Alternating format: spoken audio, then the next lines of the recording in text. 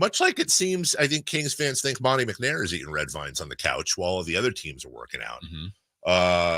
Well, Sean Cunningham had a league sources over the weekend, which I felt like quote tweeting. It's my favorite bit now, and saying league sources have confirmed Sean's tweet because you got to confirm these things. Yeah, that the Kings are working on a trade for Brandon Ingram. Now we don't know to what level. And by the way, if Sean says it, I believe it automatically.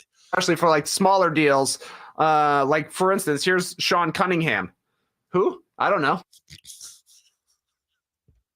What was that off of, Chris? The No Dunks podcast. That's going to be his intro for life. He reported that. So let's look at Brandon Ingram. It sounds like that the King, if you believe what most people are saying, right? The Kings are floating out some form of Harrison Barnes, Kevin Huerter, depending on the player, draft capital. Yeah. Even some reports think had a third team may need to get involved. In that case, yeah, because it's one of the reports I read that New Orleans wants a center back. They've lost Valanciunas now to the Wizards, which was weird. Also, during the break, the Thunder signed Isaiah Hartenstein, so we're going, what, Chet at the 4? I don't know, unless he's coming off the bench. That's strange. I mean, are you going to play? Well, I guess you can. You could play Hartenstein, Holmgren, and Jalen Williams in your front court. You can, I guess. Either way, I mean, they added more talent. Yeah, that's not a bad. Yeah, but it's if he's off the bench, that's an expensive. That's a very It's almost 30 per. That's a lot of money. Okay, so look, Brandon Ingram is an excellent. I like Brandon Ingram. We've all watched him play. As you know, I went out there for the play-in, and we were actually sitting one guy away from Brandon's dad. Oh, okay. And so it was Brandon Ingram's dad, and then like I don't know who the guy was, but he was obviously a family friend, or like they were together. And so I was kind of listening to some of their conversations at times, and they were talking about his work ethic, and he's a gym rat, and all his life he's had to pull him out of the gym, and just picking up on little things like that are cool. And then just watching as they're talking and then witnessing what he was doing to our Kings. The one thing that always comes off to me about Brandon Ingram, he's just smooth. Okay, full stop. Brandon Ingram's not Kevin Durant. But his game reminds me a little of Durant's from a scoring aspect, in that when you look at KD play, he's just always, he's like a panther. Yeah. He's just so bucket getter. He really, and Ingram is in that mold where there were times in that game where I'm watching and we're all watching. They're guarding him perfectly. You can't guard him better without blocking the shot or fouling him. And it's just sloosh, and one of those swishes where like it didn't even come close to like the rim could have been a foot smaller and he still would have made it, type of thing. He's an excellent scorer, and it instantly gives the Kings, if this were to happen, a very reliable at worst second option. And I think, dare I say, sometimes a first option. Absolutely, really, choices, offensive. I mean, to me, the whole thing on Ingram, really on all the three rumored deals that had been out there, whether it's Levine, Ingram, or Kuzma, was what is the deal? Right. Like if we're just going player for player, I think Ingram's the best of the three. Me personally, I agree with you. But it's what's the deal, because there were some reports like it's maybe Keegan's involved. I'm way less interested. If Keegan's not involved, I'm way more interested. But I don't know what the deal is. What if it was Keegan and Filler? No picks. Not interested. Okay. I'm not. Because on that note, like if Ingram was signed for 4 more years, it's like, all right, you got to take a chance. It's going to be, proof is in the pudding. It's like one of those things where you go, man, was this the right move? I don't know. You got to let it play out. But if you could do it in other ways, and that's why I think a third team needs to be involved. Because apparently, according to, now enough people are biting at this story, and you're hearing some say that actually the Pelicans would be interested in Barnes. And I'm like, okay, well, that's not enough. But what else could they be? And if they want a center, that's likely not the Kings. Now, Can you get Who has a glut of centers right now? Portland, Sure. Ayton, Robert Williams, and Klingon. And Robert Williams is a name to follow both for the Kings have been connected to him a little bit, but then also for this as well. Just some team like that. Like, can you get another team involved, a team in the who knows? But I don't know what that would be. I don't want to set it up to where and aren't the Kings in a little bit of a weird spot too of potential first round picks to give up because it's still the Hawks thing? Yeah, they'd have to be kind of there in the future. Yeah. So again, you're saying, and you're absolutely right, we don't know what the deal is. Right. And to say, well, I want this guy, I don't want that guy, again, depending on the deal. I would think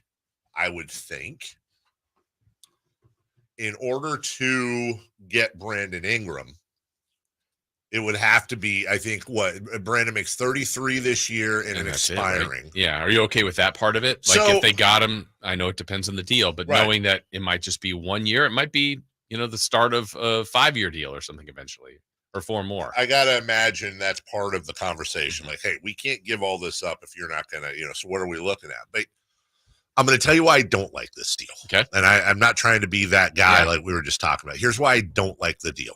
I would much Brandon Ingram is the best player of the 3. Unless Zach LaVine's healthy, and then we have a conversation. Yeah, I think that's fair. But he's not. Brandon Ingram, let me give you the first reason I don't like the deal. 64 games played last year, 45 the year before, 55, 61, 62, 52, 59. Now, one of those, I just wasn't a shorter season. Yeah, one maybe 55 of 70, but still. One of them's the COVID year. Yeah. But the guy averages about 50-something games a year, high 50s. Yeah. Okay, so we're not talking Zach LaVine, but we're not talking that far off. Yeah. Okay. Little under 21 points. He'll give you just under 6 assists, 5 boards, just under a steal. He's not really going to block shots for you. 49% from the field, which is good for that position, and he's a midi guy. And then he'll give you a 3, little over a 3 a game at 35%. Not great, not terrible. But as you just mentioned, he's making $33 million this year, number one. Number two, if you do, let's say you do re-sign him, he's going to want a max deal. He's going to get a max deal. You're not re-signing Brandon Ingram if you don't max him out. Look at the numbers around the league.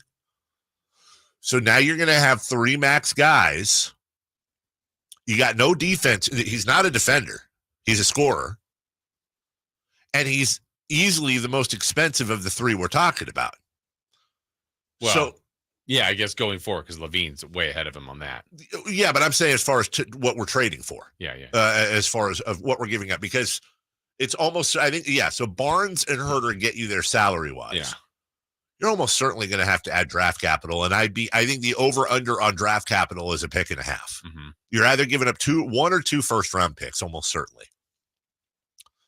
Now, again, we don't know the deals, but I would say conventional wisdom tells me, and from what we've heard educatedly, that Barnes and Herter probably get you Kyle Kuzma. Mm-hmm. Kyle Kuzma's not that far off of Brandon Ingram. He's not Brandon Ingram, but look at the numbers. He's not that far off, and weirdly enough, a slightly better defender than Ingram. Neither one you're writing home to mom about. His overall field goal percentage is actually percentage points, tenths of a point better than Ingram's. But you're talking 19 points to 17. Kuzma out rebounds him by a full rebound and a half.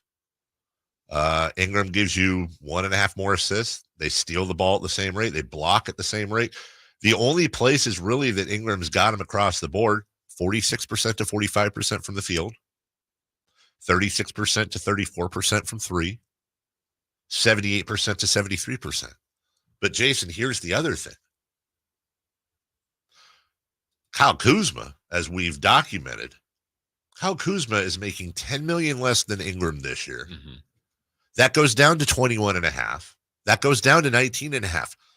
Kuzma's already locked up for 3 more years on a contract that's $10 million less than Ingram's. And if you max out Ingram, you're talking about Kuzma will be making less than half of what Ingram's making.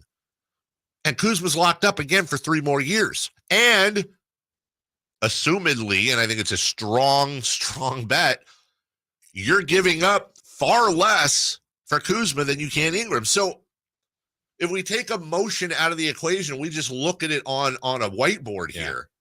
I think Kuzma's the more valuable option.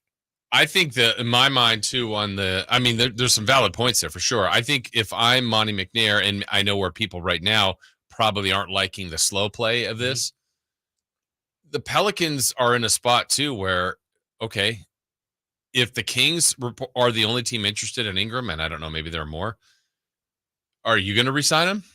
Are you set to do that? I mean, if they're interested in looking, look, part of the draw of getting a player like that is that he is unexpiring. You shouldn't have to give up as much. You shouldn't have to. You shouldn't have to. Yeah, so it could burn the Kings where they say, fine, you keep Ingram. You're going to have to re-sign him then. You comfortable with that? Yeah, good luck. Yeah. I don't know. I think if you get a third team, I'm not as bothered by the games too, by the way, because my pushback on the games missed, of course, if he's not available, that kills you. But everybody that's going, look at all the games he's missed, the forward that everybody wants to get rid of doesn't miss a game. Harrison Barnes. I'm with you. And he's always there, right, but that's not enough for everybody. Now you got a guy that's not there, but when he is really good. And then also that's something we're not used to at that position. Yeah. That means if average is way out, you're looking at 20. You're not just trading for Brandon Ingram. You're trading for Brandon Ingram and 20 to 30 games a year of whoever that backup is. That's who's playing for you. Look, I'll close out this way because I know this is an emotional time for everybody. I am not saying Kyle Kuzma is a better player than Brandon Ingram. I am saying, me personally, my opinion, that the differences between Kuzma and Ingram as players, to me, are outweighed by what you have to trade for him and the contract situation. By the way, you still have not solved your defensive issue. So I don't know if I'm in on any of these moves because you're not. Honest to God, I'd have rather them gone out and grabbed Bruce Brown or something like that. I would have been fine with that. I probably would have been better off. Who's the guy with the glasses from the Pacers that just signed? Jalen Smith. $9 million a year?